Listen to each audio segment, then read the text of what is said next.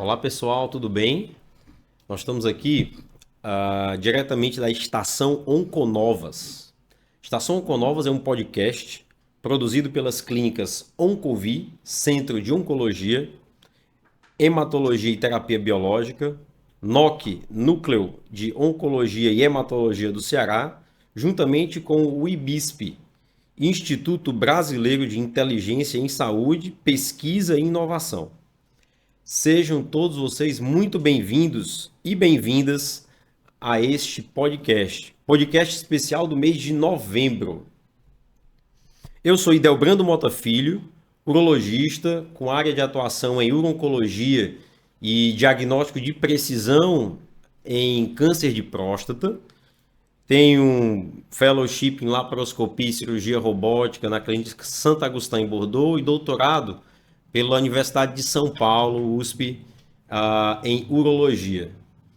Além disso, atualmente estou presidente da SBU Ceará e tenho aqui a satisfação de receber nesse podcast, eu diria, duas estrelas da urologia e oncologia do nosso Ceará, que são o Dr. Rômel Regadas. Professor Rômel é professor de Urologia da Universidade Federal do Ceará, da Universidade Estadual do Ceará e também é membro da Sociedade Internacional de Continência Urinária. Seja muito bem-vindo aí, professor Rômel. Gostaria de agradecer o convite e a oportunidade de conversar aqui com vocês. Um tema super importante e eu tenho certeza que vai ser bastante proveitoso esse nosso papo aqui. Também, doutora Ana Carolina Queiroz. Doutora Ana Carolina Queiroz, médica oncologista da Clínica NOC, membro titular da Sociedade Brasileira de Oncologia Clínica, tem especialização em câncer hereditário pela City of Hope e é doutoranda em ciências médicas pelo IDOR. Olá, Edelbrando, é um prazer estar aqui com vocês para a gente conversar hoje sobre um tema tão importante. E esse tema é de fato muito importante, afinal de contas nós estamos no mês especial e é o mês de novembro. E eu gostaria de começar, acho que matando a curiosidade dos nossos ouvintes. Por que novembro? Por que novembro azul? O que é isso exatamente? De onde isso surgiu? O que a gente pode dizer para os nossos ouvintes? Bom, o Novembro Azul ele surgiu, foi um movimento que surgiu na Austrália, quando algumas pesquisas mostraram que os homens viviam em torno de 7 anos a menos do que a mulher, né? Então esse dado chamou bastante atenção e resolveu-se fazer campanhas educativas para poder tentar mudar essa realidade. Então, o mês de novembro é um mês que procurou voltar a atenção para esclarecimento de doenças que podem levar a complicar a vida do homem se ele não se tratar mais cedo. Na realidade, ele é um mês voltado para a atenção do homem, né? Então, ele tem como mote o câncer de próstata, porque o câncer de próstata é o câncer mais comum no homem, mas ele é um mês que procura englobar a saúde do homem como um todo, né? Então, existem doenças que até matam mais o homem do que o câncer de próstata, como as doenças cardiovasculares, como outras doenças. Então, o mês de novembro é um mote, a gente chama a atenção para o câncer de próstata, mas é um mês para que a gente lembre de toda a saúde do homem. O homem ele costuma ir menos ao médico do que as mulheres, né? Então, campanhas como essa fazem com que o homem se lembre mais. E aí os motivos são vários. Talvez os homens se queixam que trabalham muito e não tem tempo, né? Mas o fato é que o homem ele nunca foi acostumado a ir muito ao médico, né? A gente sabe que a mulher, quando ela tem a primeira menstruação, ela já é levada pela mãe ao ginecologista e a partir dali ela vai sequencialmente todo ano e vai tendo aquele acompanhamento. E depois disso aí ela já se acostuma a ter contato com o médico. E aí vai só, né? O homem, ele perde esse link, né? Então ele vai ao pediatra e depois de muito tempo ele só vai ao médico quando tem alguma necessidade, alguma dor, alguma coisa. Então a gente não sabe se é isso que afasta e faz com que ele vá ao médico só em últimas circunstâncias, né? Então o mês de novembro é um mês de chamar a atenção do homem, que ele tem que fazer prevenção da saúde, que prevenindo a gente consegue diagnosticar as doenças numa fase inicial e consegue prevenir várias doenças. É muito interessante isso que o Dr. Romeu falou, né? Porque a gente realmente vê dados, né? Alguns dados mostram que os homens, eles podem ter até diagnóstico de câncer de forma mais tardia do que as mulheres, né? Isso acontece exatamente pelo que o Dr. Romeu falou, né? Os diagnósticos mais tardios, né? Menos procura nos consultórios médicos. Muitas vezes a gente vê pacientes escondendo sintomas, né? Então, são aqueles pacientes que você tem dor ou sangramento ou alguma alteração dessa parte urinária e esconde esses sintomas por muitos meses, até anos, até alguém da família descobrir que o paciente está escondendo esse sintoma e aí ele ser praticamente arrastado até o consultório médico, né? Então a gente vê isso realmente com muita frequência, né? E curioso é que muitas vezes são as mulheres da família as responsáveis por levar o paciente aos consultórios médicos, né? Então isso é muito cultural, né? Então assim, às vezes é a mãe ou a namorada, ou a esposa, né, uma filha que presencia a situação, que avalia essa situação e leva o homem, né, o paciente ao consultório médico, né? E isso realmente é cultural e eu acho que a campanha do Novembro Azul, ela vem muito exatamente para a gente tentar mudar essa cultura, né? Fazer com que o homem também volte essa consciência para o autocuidado, volte essa consciência para conhecer o seu próprio corpo, né? E saber identificar quando algo não tá correto, algo está errado. E aí a gente conseguir diagnosticar as doenças de forma mais precoce, né? Lembrar que no caso de câncer, o tempo é essencial, né? Quanto mais precoce a gente diagnosticar o câncer, mais altas as chances de cura e geralmente mais tranquilo é esse tratamento, né? Menos complicações a gente vai ter no tratamento do câncer. Isso é super importante, Carol, porque de fato vocês tocaram em pontos assim que são fundamentais, né? E aí eu gostaria de fato de destacar isso. A gente vê isso no consultório, né? Muitos homens vêm, às vezes, até amarrados. Então, quem traz é uma filha que é muito cuidadosa, é a esposa que é muito cuidadosa, mas de fato, às vezes, o homem ele não se interessa por preconceito, pela aquela síndrome do super-herói, muitas vezes, achar que isso não vai acontecer comigo, né? Não tem como isso acontecer comigo. Então, são coisas que, de fato, é importante a gente tocar nesse assunto, porque muitos também chegam para a gente no consultório, mas doutor, se eu soubesse... Então, é importante a mensagem, e é importante que a gente leve a mensagem e que se faça conhecido. E a gente diga, olha, esse momento é o momento de você pensar como vocês falaram, no autocuidado. Você lembrar daqueles que você também precisa de cuidado, não só todas as outras pessoas e coisas que você cuida. Então isso de fato é muito importante. E aí vem a questão da cultura. Tá? Então é por isso que a Sociedade Brasileira de Urologia, especificamente nesse ano, ela desenvolveu uma campanha diferente. Então a gente tem hoje em dia, nesse Novembro Azul 2024, o Novembro Azul Jovem, que é um alerta e uma chamada especial, não só para o homem maduro, mas para o jovem.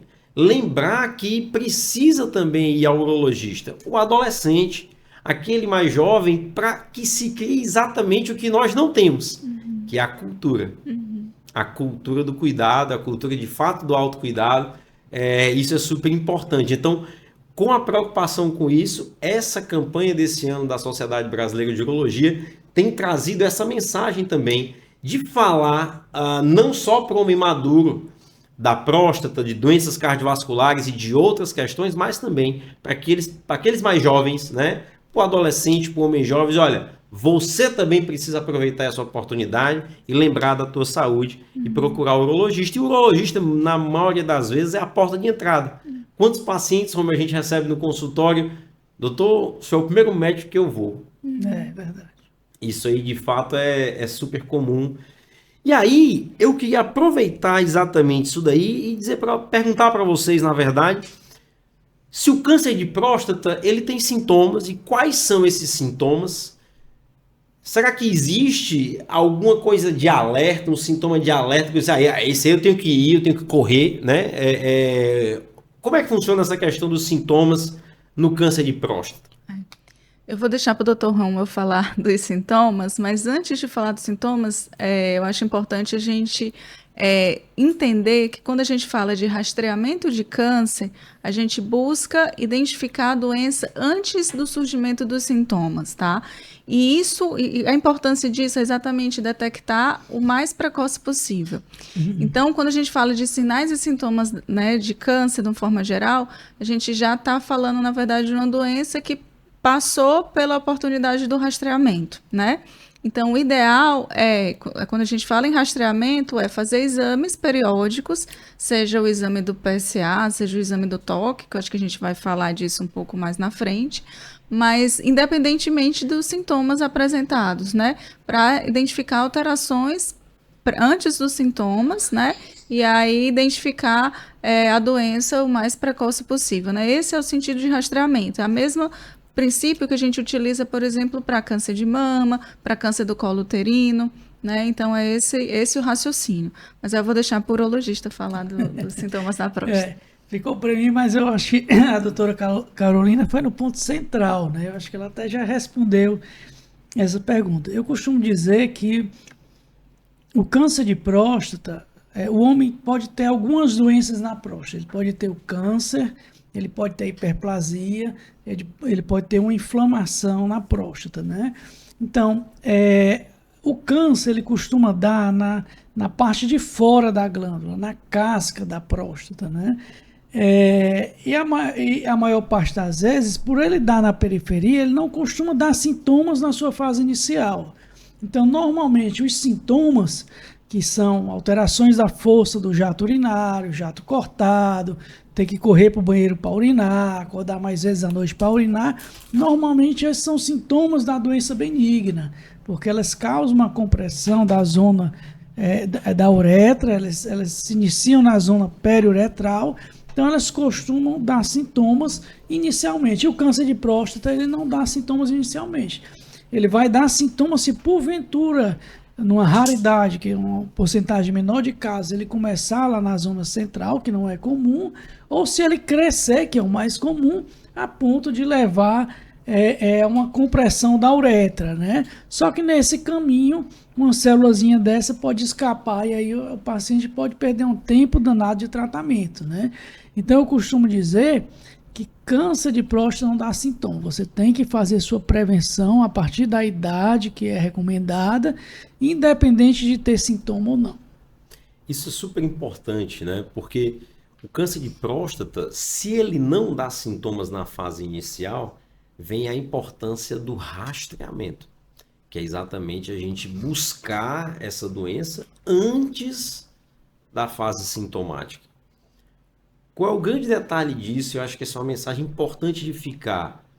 Quando essa doença ela é diagnosticada na fase inicial, é uma doença potencialmente curável e a gente consegue, com os tratamentos atuais, curar a maior parte dos pacientes. Por outro lado, se a gente espera que venha o desenvolvimento dos sintomas e, até complementando o que vocês falaram, esses sintomas muitas vezes são sintomas já de uma doença avançada, são sintomas inclusive palidez, perda de peso, às vezes alguma anemia, né? Sintomas sistêmicos mesmo. Já é uma doença que você muitas vezes perdeu ali a chance de curar aquele paciente porque a doença ela já é sistêmica. E aí vem a importância. A gente vai fazer o rastreamento em todo mundo? Nós vamos pesquisar toda a população? Sim ou não? Tem uma parcela da população que é mais, diria, propícia a desenvolver esse tumor? São perguntas que a gente recebe no consultório. Doutor, quando é que eu preciso começar? Eu vou, é igual para todo mundo? Tem alguma coisa que possa aumentar o meu risco? Algum fator a mais de risco? Como é que a gente trabalha isso e explica para os nossos ouvintes? Em relação aos fatores de risco, né, de câncer de próstata, que a gente conhece, acho que o principal fator de risco é a história familiar, né? Então, pacientes que têm uma história familiar, principalmente que a gente chama de parente de primeiro grau, né? Pai, irmão com câncer de próstata, eles têm sim um risco maior de desenvolver câncer de próstata do que um homem que não tem história familiar, né? Além disso, outros fatores de risco, a idade, né? Então, o câncer, né? O câncer de próstata, como a maioria dos cânceres, ele é uma doença que aumenta a sua prevalência com a idade, né? Então, quanto mais velho aquele paciente for, né, maior aquela população, né, maior a chance de ter casos realmente de câncer de próstata. Existem outros fatores que são relacionados aos hábitos de vida, né? Então, obesidade é um fator de risco para câncer de próstata. Né? Então, assim, a gente também precisa levantar, junto com essas campanhas de prevenção, os hábitos saudáveis de vida, né? Isso a gente pode até falar quando a gente vai falando de medidas de prevenção, né? O que a gente pode fazer, né? A mais. Né? Acho que esses são os principais fatores de risco. Você quer complementar alguma coisa, doutor Romulo? Não, acho que você foi bem no ponto. Isso é importante mesmo, porque comumente no consultório, quando é que a gente deve começar? Será que eu tenho um pouco mais de risco ou não? E existem os fatores de risco mais importantes, são aqueles fatores que são intrínsecos. É aquilo que você carrega com você, algo que não pode ser mudado. Então, foi falado, a doutora Carol, o doutor Romeu falaram, a idade, à medida que a gente vai ficando mais velho, não tem jeito, vai aumentando o risco de a gente desenvolver câncer de próstata. Foi falado da questão hereditária, a questão familiar, é algo que a gente carrega também conosco. Então, se eu tenho um parente de primeiro grau com câncer de próstata, o meu risco de desenvolver câncer de próstata aumenta em 2 vezes em relação à população em geral. Se eu tenho 2 parentes de primeiro grau, esse risco ele pode chegar até ser 5 vezes mais. Existem também a questão da raça. Então, a gente sabe que os pacientes de raça negra, eles desenvolvem esse tumor de forma mais precoce e também um tumor mais grave. Então, nós temos aí fatores que, de fato, nós não podemos mudar. Por isso, mais uma vez, a importância de um momento como esse, que é o momento onde o homem precisa ter o conhecimento que esses fatores existem e buscar o diagnóstico precoce. Principalmente nessa população que tem esses fatores que são mais importantes e nós não temos como mudar, o diagnóstico precoce é super importante. Porque quando você diagnostica precocemente, você muitas vezes consegue mudar a história natural dessa doença. Mas existem fatores que nós podemos mudar. E daí, a gente sempre recebe essa pergunta, né, Romeu, no consultório, doutor, o que é que eu tomo, né? Qual é o elixir? O que é que eu devo fazer para não ter câncer de próstata?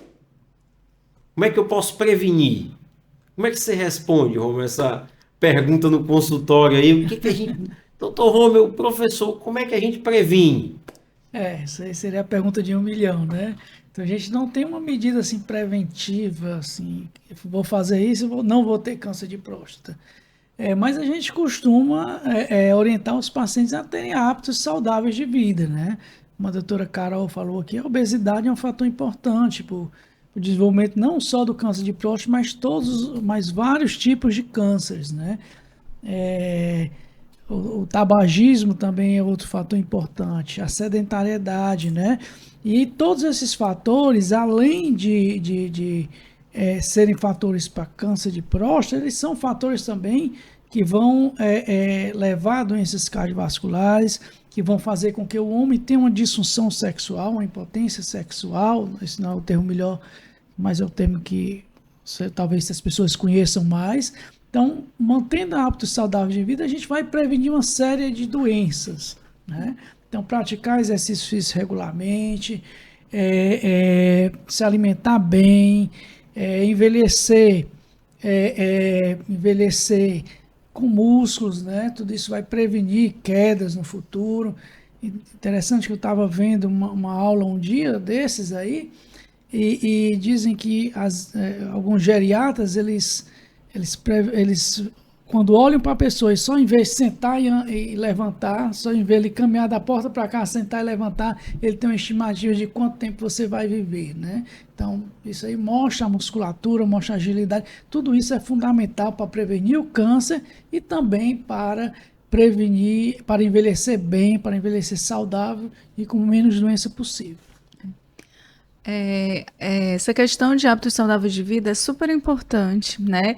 E é uma coisa que é um assunto que vem crescendo, né? O interesse nesse assunto vem crescendo nos últimos anos, exatamente porque a gente tem visto realmente que tem um impacto muito grande na saúde, né? Então, atividade física, né, o controle do peso no nível adequado, né, evitando obesidade e sobrepeso, né, eles são realmente fatores super importantes para a prevenção do câncer de uma forma geral. Então, a própria Sociedade Brasileira de Oncologia Clínica tem cartilhas, né, de orientação sobre atividade física como prevenção do câncer e também no controle pós o diagnóstico, né? Então, assim, a atividade física ela é algo importante não só para a prevenção do câncer, mas também uma vez que aquele paciente, né, já foi diagnosticado, é super importante que ele se mantenha também com esses hábitos saudáveis, praticando atividade física, porque isso também está relacionado com menor chance de haver, né, retorno do câncer, né, recidivas do tumor, né?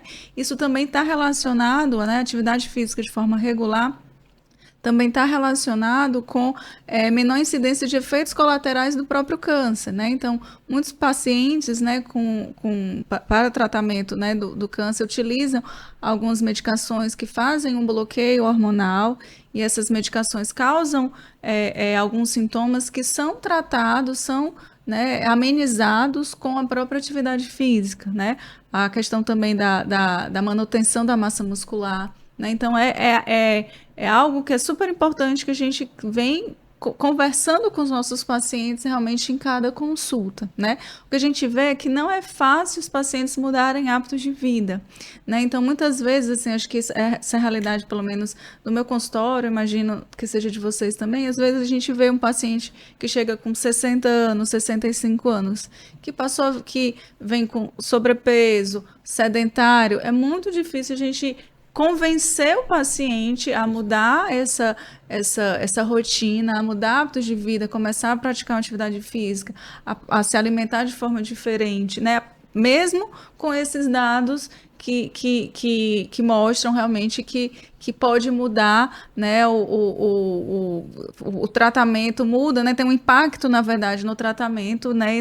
E no prognóstico do paciente, né? Às vezes é muito mais fácil convencer pacientes a tomar uma medicação X, né? Como você falou, um elixir mágico que traria, né, a cura de todas as doenças Seria mais fácil. né, venderia muito mais rápido e muito mais fácil do que a gente dizer assim, não, pratique atividade física, se alimente de forma saudável, né?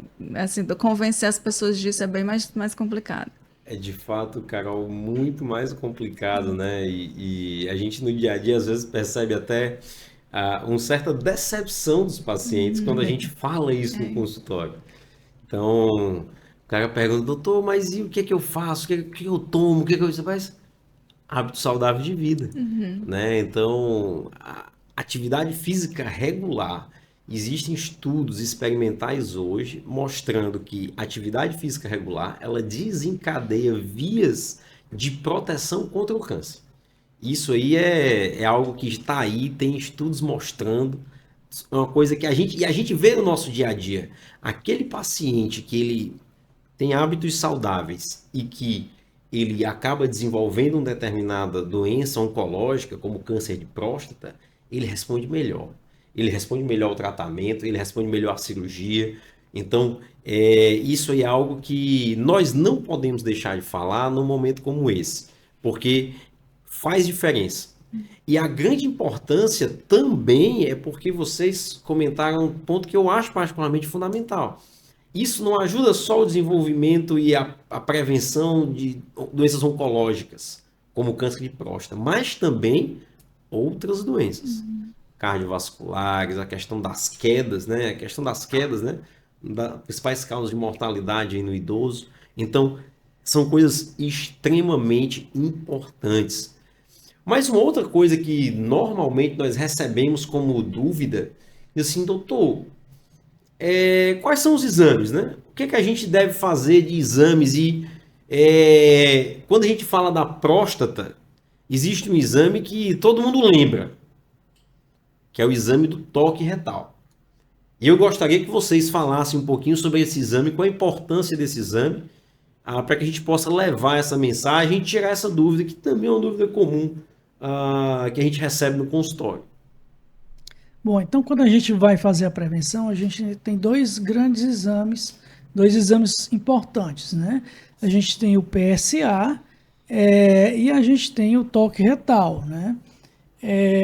Então, o PSA é uma enzimazinha que é produzida pela próstata e é liberada na corrente sanguínea e aí pode dosar no exame de sangue. E alguns processos, como o câncer de próstata, um exemplo de um deles, pode aumentar o PSA no sangue. Então, é um exame extremamente importante quando a gente está falando em prevenção do câncer de próstata. Eu diria que talvez 70% dos diagnósticos de câncer de próstata, eles são dados através de um aumento do PSA. Entretanto, existem alguns tipos de tumores, e por sinal são os tumores mais agressivos, eles podem desenvolver localmente na próstata e eles não aumentam o PSA. Então, se você só fizer o PSA, você pode não fazer o diagnóstico desse tipo de câncer, né? Então, quando o médico vai lá fazer o toque retal, normalmente é um exame bem rápido, um exame que dura em torno de 6 a 7 segundos, indolor, faz no próprio consultório médico, faz parte da consulta médica, né, o toque retal. O médico vai palpar a próstata e normalmente a gente tenta ver se a próstata tem essa consistência da mão, né, que a gente chama da região hipotenácea. Ela é bem elástica, assim como essa área da mão. Se for, tá tudo ok, né? Eventualmente você pode palpar e pode vir algum tendão, assim, alguma coisa mais endurecida. Se o médico achar que tem ali algo endurecido, que pode ser um nódulo, a chance dele acertar é de até 50%, né? Então, esses são os dois exames que são recomendados, eles devem ser feitos os dois. Agora, eventualmente, no segmento do paciente, se aquele paciente vai regularmente ao médico, o médico já conhece a próstata dele, e o PSA está sempre muito baixo, isso aí o médico e o paciente vão, durante o acompanhamento, decidindo os exames da avaliação. Mas, de um modo geral, esses são os dois exames mais importantes a serem feitos. Eu acho que, né, não tenho muito o que acrescentar em relação aos exames, né?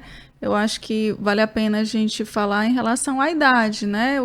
A Sociedade Brasileira de Urologia recomenda a partir dos 50 anos para a população em geral, né? Perfeito. Agora, se tiver história familiar, né, pacientes negros que têm, né, uma chance de desenvolver doenças mais agressivas, né? Aí recomenda-se a partir dos 40 anos, né? Isso é fundamental. Eu acho que é importante que a gente diga que, eu acho que vocês tocaram nesse ponto, né? A gente precisa falar da importância do toque, do exame físico do paciente. A gente vê cada vez mais algumas, eu diria, algumas correntes indo contra você fazer o toque e você examinar o paciente, né? Então, isso é importante. É importante que a gente, enquanto formadores de opinião, é importante que a gente diga isso, da importância de você, de fato, fazer. Existem tumores que são tocáveis, porém não vão alterar o PSA. E também faz parte de você examinar, conhecer o paciente, né? Então, tem muitas coisas que às vezes se perdem com o passar do tempo, e é importante que a gente diga que o exame do toque retal é algo fundamental. E dentro desse contexto de exames e o que a gente pode fazer para dar esse diagnóstico precoce, uma questão que sempre vem também é, mas doutor, será que existem outros exames? O que mais a gente pode fazer hoje em dia, do ponto de vista de imagem, para a gente diagnosticar de forma mais precoce? Tendo em vista que o PSA, às vezes, ele não sobe, e tendo em vista que, às vezes, você pode ter um toque retal normal, ou seja, você não tem nódulo palpável, e você pode ter um câncer de próstata ali também. E, às vezes, também esse nódulo ele está numa localização que não é tocável, numa parte mais escondida, digamos assim, da próstata. Então, como é que estão os exames de imagem? Quais exames de imagem?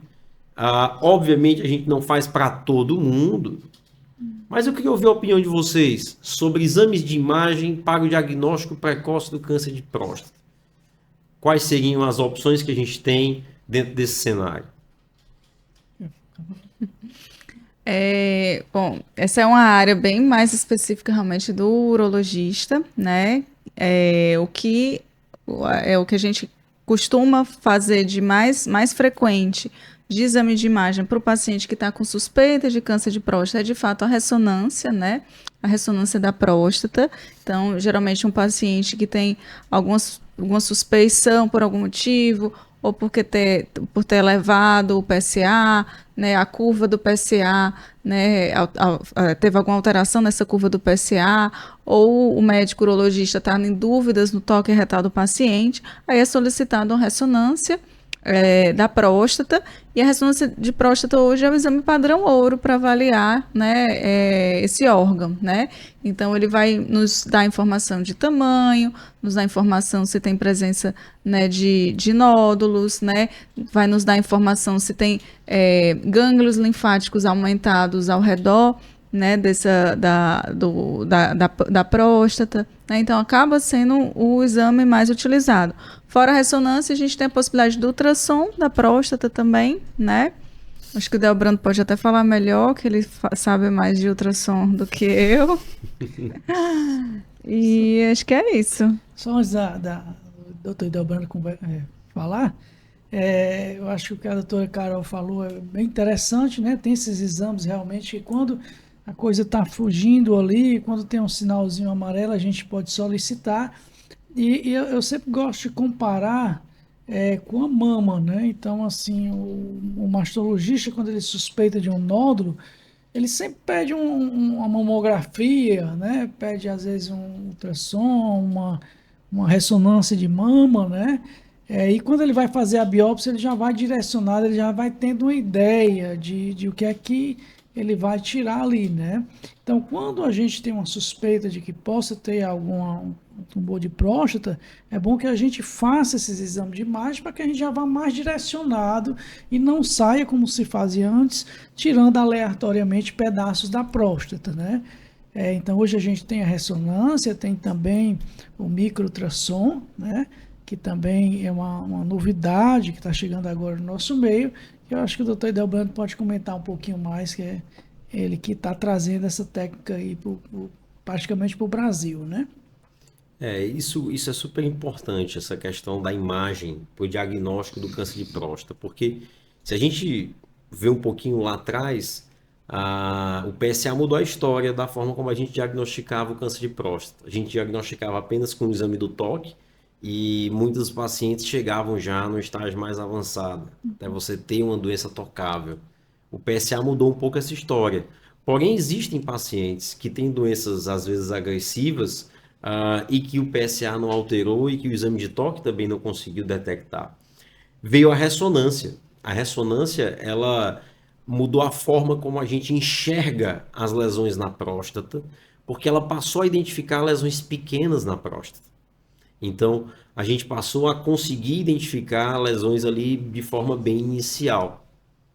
E o micro-ultrassom, ele chegou ainda um pouco mais recente, e o nome é exatamente muito sugestivo, porque é um ultrassom de alta frequência e que permite que a gente enxergue a próstata de forma milimétrica. Então, um ultrassom que trabalha com 29 MHz, só para vocês terem mais ou menos uma ideia, o ultrassom convencional ele trabalha em torno de 9 MHz. A gente está falando de uma tecnologia que enxerga quase 4 vezes mais do que o ultrassom convencional e que permite enxergar 70 microns. O que é que significa isso? Enxerga 0,07 milímetros. Então eu consigo ter um detalhamento do que a gente chama da microanatomia prostática. E o desenvolvimento do câncer muda e altera exatamente essa microanatomia. Então é um exame que ele é simples de ser realizado, porque não precisa de um preparo específico.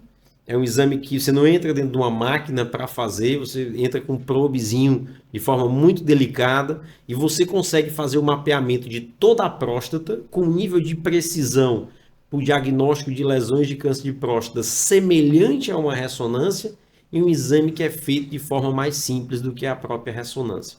Então, a ressonância, ela, às vezes, tem algumas dificuldades. Então, por exemplo, o paciente que tem implantes metálicos, né? Então a gente tem dificuldade, não consegue fazer.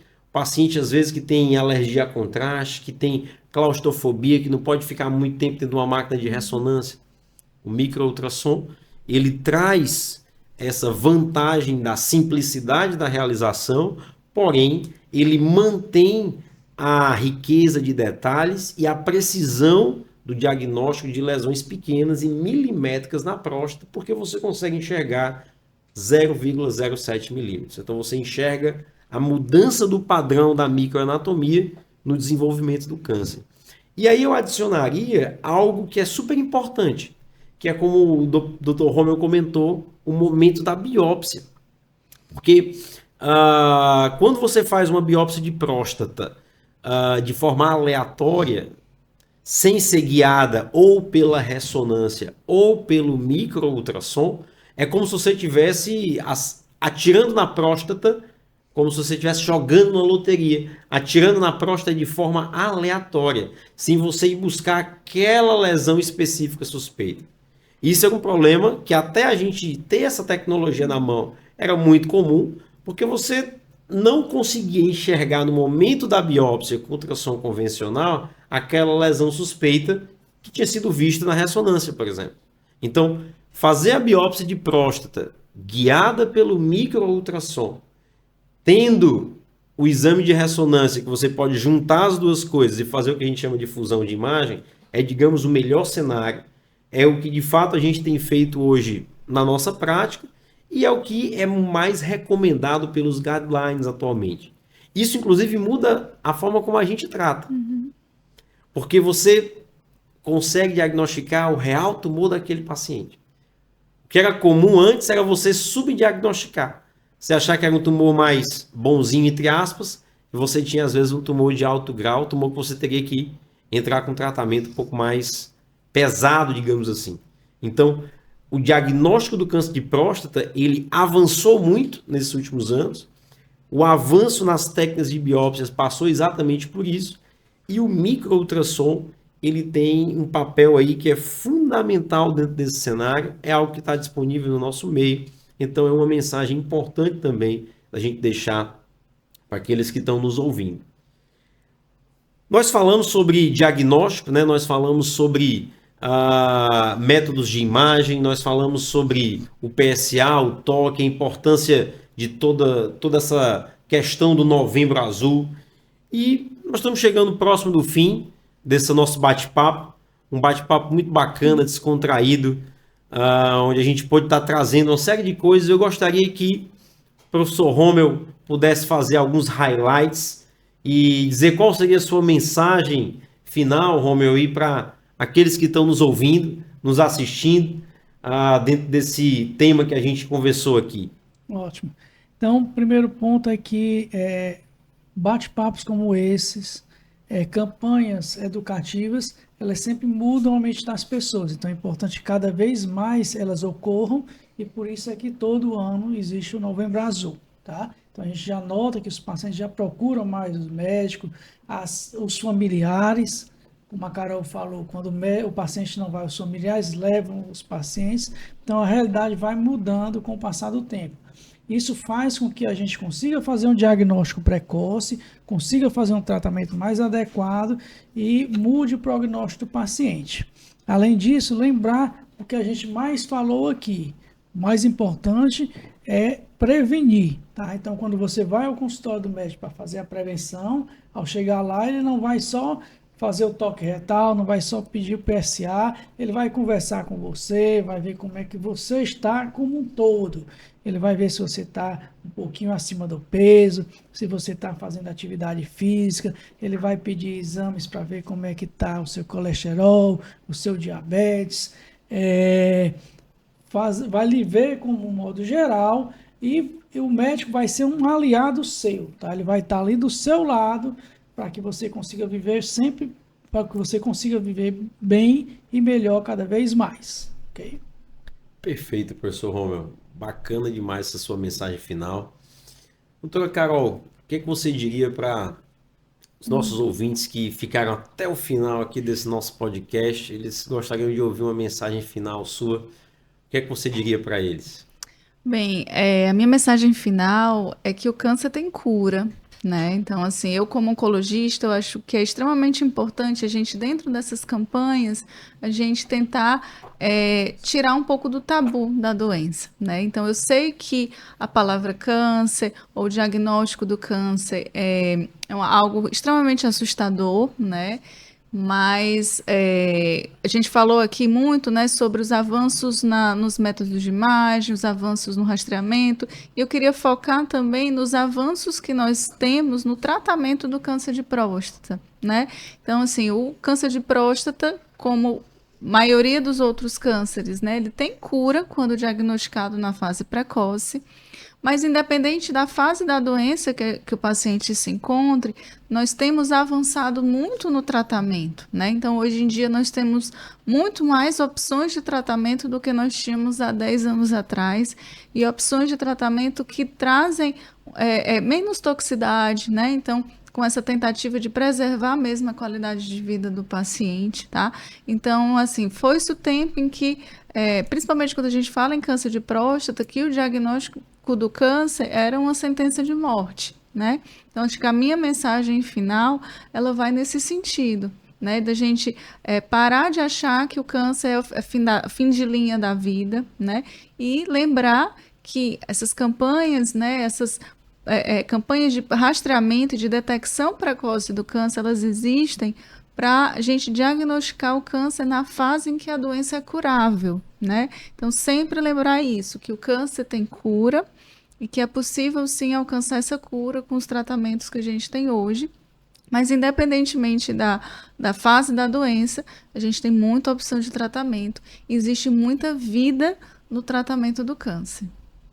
São mensagens muito impactantes e eu diria especiais e ao mesmo tempo importantes para todos que tiveram a oportunidade de nos ouvir. E é uma satisfação grande estar aqui ao lado desses dois amigos e eu diria dois médicos aí brilhantes e que falaram para vocês sobre diagnóstico precoce, sobre prevenção, sobre estratégias de um diagnóstico de precisão e sobre tratamento do câncer de próstata, mas também trazendo a mensagem da saúde global e integral que a gente tem que ter, do cuidado que a gente precisa levar isso aí para o homem. Isso, de fato, é a nossa grande mensagem e nós ficamos felizes de poder ter compartilhado essas informações com vocês. Eu gostaria de agradecer mais uma vez a oportunidade da Estação Onconovas, que a Estação Onconovas está nos dando. Lembrar para vocês as redes sociais e falar que vocês podem seguir o NOC, @NOCCE, @Clínica Oncovi e @IBISP oficial. Vocês podem compartilhar esse podcast. Se vocês acharem que isso fez diferença na vida de vocês, compartilhe esse podcast com seus amigos, seus familiares, aquela pessoa que você gosta, porque eu acho que isso vai ser importante para eles. Um grande abraço a todos e eu gostaria de encerrar dizendo para vocês o lema da campanha pela SBU. Saúde também é papo de homem. Lembre-se disso.